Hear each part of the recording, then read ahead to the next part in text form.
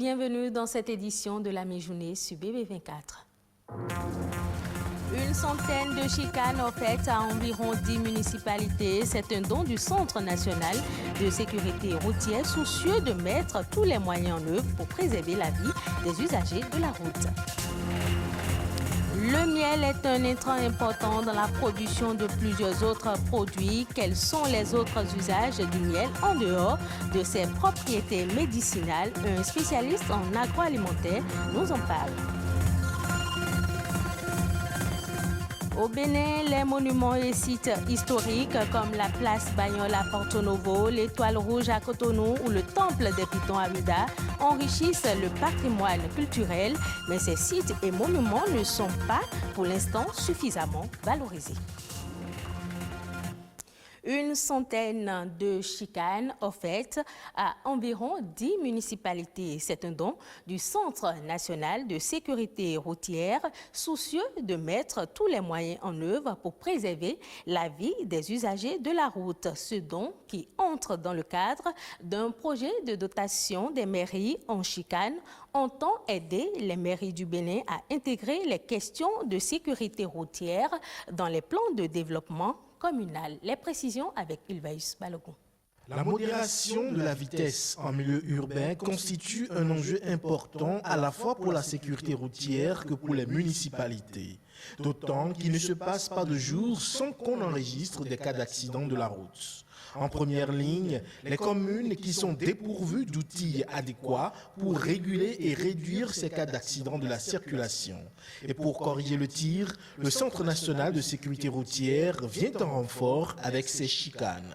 Des dispositifs qui, une fois installés sur les voies de circulation, produisent une série de virages artificiels et servent de ralentisseurs pour réduire la vitesse de passage des véhicules. La remise de ces chicanes vise au niveau du CNSR à renforcer la sécurisation et la protection de nos apprenants les plus vulnérables. Ces chicanes seront donc bientôt positionnées dans les environs des écoles dont les portails sont ouverts sur la voie publique et à proximité des marchés afin de réduire l'excès de vitesse dans les agglomérations. Nous avions compris que, après avoir échangé avec les maires, il faille non seulement attirer leur attention sur la responsabilité qui est la leur, mais les assister pour que les écoles qui se retrouvent dans les zones critiques puissent bénéficier de quelques chicanes à titre de modèle pour que désormais, dans leur budget, ils puissent penser à faire la prévision subséquente afin de nous aider et à protéger la vie de ces vulnérables, surtout les écoliers. Cotonou, Abomey-Calavi, Porto Novo, Djougou, Sémékodi, Abomey et Boycon sont les municipalités qui bénéficient de cette première phase de don. La question de sécurité routière, en principe, doit être intégrée dans les politiques et programmes de nos communes. Je pense que si le CNSR, le Centre national de sécurité routière, en vient aujourd'hui à accompagner les initiatives, les efforts qui sont déployés au niveau de nos communes, je pense que c'est une initiative à saluer. Mais au-delà de ces chicanes, c'est un appel à la citoyenneté et au respect du code de la route qui est ainsi lancé. Nous allons demander aux populations d'être vigilantes, même si en dehors des dispositifs de régulation de la circulation que nous avons, nous devons avoir aussi un comportement exemplaire. Parce qu'il y en a qui voient les chicanes, malgré ça, ils ne cassent pas le rythme. Je pense qu'on doit intégrer des comportements citoyens à notre sein pour pouvoir atteindre l'objectif que nous visons. L'objectif ici est donc de faire porter désormais aux mairies la responsabilité de la sécurité routière. Toute chose qui passe par l'intégration des questions de sécurité routière dans les plans de développement communal et surtout dans les budgets des mairies. Il est parfois désigné comme le mets des dieux. Ce nectar d'une couleur blonde sucrée est obtenu de l'abeille. Le miel béninois, au regard de ses caractéristiques, est prisé sur le marché. En témoigne l'autorisation de son exportation en Europe, actée 2018. Au-delà d'être un substitut du sucre industriel et de ses propriétés médicinales, le miel entre dans le cycle de production des autres produits. Yacine Damien, spécialisé dans l'agroalimentaire, nous parle des usages du miel. Le miel, c'est un produit qui est vraiment extraordinaire parce qu'il dégage vraiment beaucoup de saveurs et d'identité. Donc je l'utilise essentiellement dans un cake, un gâteau qu'on appelle le pain d'épices. J'utilise aussi dans les vinaigres en décoction. Ça donne vraiment aussi une saveur très intéressante dans les vinaigres aromatiques. Je l'utilise également dans des tartinades sucrées, notamment le caramel aux cacahuètes salées, qui a beaucoup de succès. Voilà, en application culinaire, c'est comme ça que je le décline. Le miel est très intéressant aussi en cosmétique. Le miel, la cire d'abeille également. Ils ont des vertus très intéressantes en application pour des produits pour le visage, avec des vertus anti-taches. On peut utiliser également la cire d'abeille pour des sticks pour les lèvres, voilà, notamment. Le miel béninois est vraiment intéressant. En fait, on a des miels béninois, c'est ça qui est intéressant. Des miels monofloraux, on en a, je dirais peut-être plus d'une dizaine. On a aussi donc des miels, j'allais dire, qui se caractérisent avec des couleurs, des textures, avec des saveurs très différentes et très typiques de chaque fleur à partir desquelles ils sont produits. Bon, je pense que c'est intéressant de bien organiser la filière, mais surtout que le consommateur puisse s'y retrouver avec les différentes caractéristiques de miel qui existent et qui puisse acheter un miel qui est passé par un laboratoire et qui est vraiment certifié comme étant un miel et non pas quelque chose de trafiqué. Le Bénin dispose de plusieurs monuments qui jouent un rôle prépondérant dans le maintien de l'histoire et dans la valorisation de la culture et du tourisme. Mieux, les entretenir serait gage de nombreuses opportunités touristiques pour le Bénin et pourquoi pas de leur inscription au patrimoine de l'UNESCO. Reportage. Ces patrimoines immatériels sont chargés de symboles. Ici, il s'agit des monuments, places et sites historiques. Ils sont souvent érigés en mémoire d'un héros ou d'une histoire. Les monuments représentent des biens patrimoniaux. Les monuments ici représentent des espaces où on va à la source de notre culture et de notre civilisation. Ils représentent aussi des intrants qu'on peut mettre en valeur à travers des activités comme des activités en rapport avec le tourisme. Vu l'importance de ces biens immatériels dans la vie d'une société, il s'avère nécessaire qu'on leur accorde un soin particulier. Il faut affecter la gestion de ces sites-là à des ressources humaines qualifiées, compétentes. Et quand vous voyez par exemple l'espace Place des Martyrs, vous voyez les statues qui sont en bronze. Voilà. Ces statues devaient être entretenues, donc nettoyées de façon périodique, etc. Et donc, cela appelle l'intervention de techniciens qui savent nettoyer. Voilà. Et aussi, ça appelle aussi l'appropriation de ressources pour pouvoir faire le travail. À Cotonou, on peut énumérer près de 25 sites historiques et monuments, mais aucun d'entre eux n'est inscrit au patrimoine matériel de l'UNESCO. Quels sont alors les critères d'éligibilité?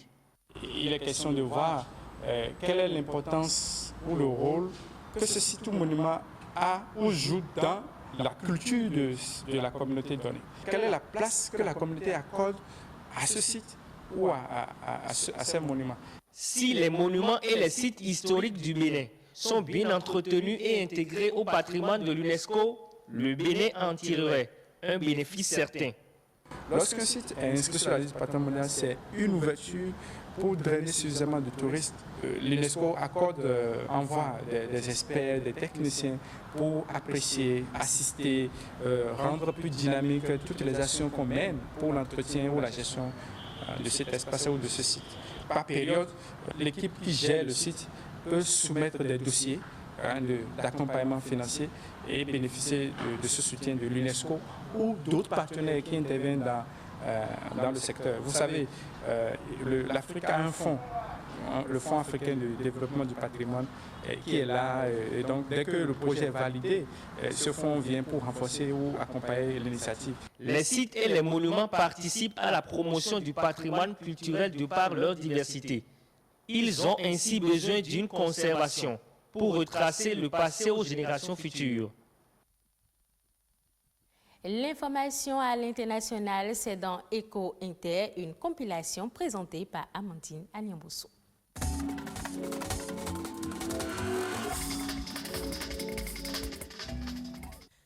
L'Organisation mondiale du commerce vise une croissance de 8% du commerce mondial cette année. Selon les nouvelles estimations, les échanges commerciaux internationaux en volume devraient augmenter en 2021, alors qu'elle tablait auparavant sur un rebond de 7,2% après avoir baissé de 5,3% en 2020. Le commerce international poursuit ainsi son redressement après l'effondrement dû à la pandémie de Covid-19 qui lui a fait toucher le fond au deuxième trimestre de l'année 2020.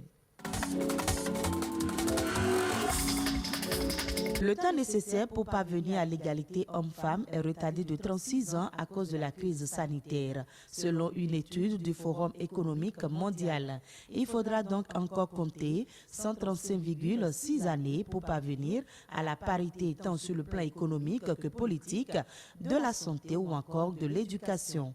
Les auteurs de ce rapport arrivent à ce constat car selon eux, la crise sanitaire a davantage affecté les femmes que les hommes, notamment car elles sont davantage représentées dans des secteurs tels que la consommation, plus fortement touchés par les mesures de restriction. La crise sanitaire a également accru la double charge des femmes entre le travail et les responsabilités de la maison, avec les tâches ménagères, la garde des enfants et des soins aux personnes âgées qui leur incombent de manière disproportionnée. La lecture recule chez les Français en partie à cause des périodes de confinement imposées par la Covid-19. Quelques 14% d'entre eux n'ont lu aucun livre en 2020 et 25% n'en ont pas acheté de neuf, selon une étude publiée par le Centre national du livre. L'étude est réalisée tous les 2 ans et ses résultats traditionnellement publiés avant l'ouverture du Salon du livre de Paris. Mais cet événement a été annulé pour la 2e année consécutive en raison de l'épidémie de Covid-19.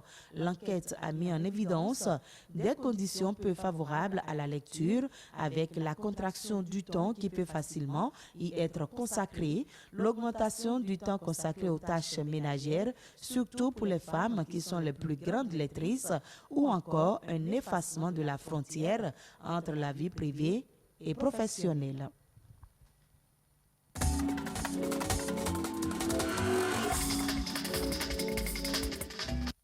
Le Mali anticipe un rebond de sa production cotonnière à 810 000 tonnes pour la campagne 2021-2022. Pour atteindre cet objectif, les autorités comptent mettre en œuvre plusieurs mesures pour accompagner la production. L'exécutif a décidé d'améliorer le prix garanti aux exploitants à 280 francs le kilogramme contre 200 francs le kilogramme pour la campagne 2020-2021.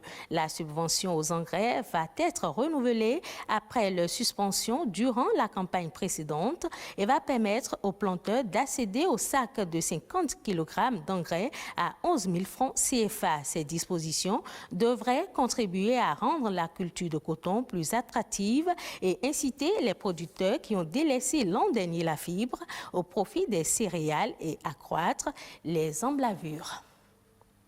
C'est la fin de ce journal. Merci de l'avoir suivi. Prochain rendez-vous de l'information, 19h45.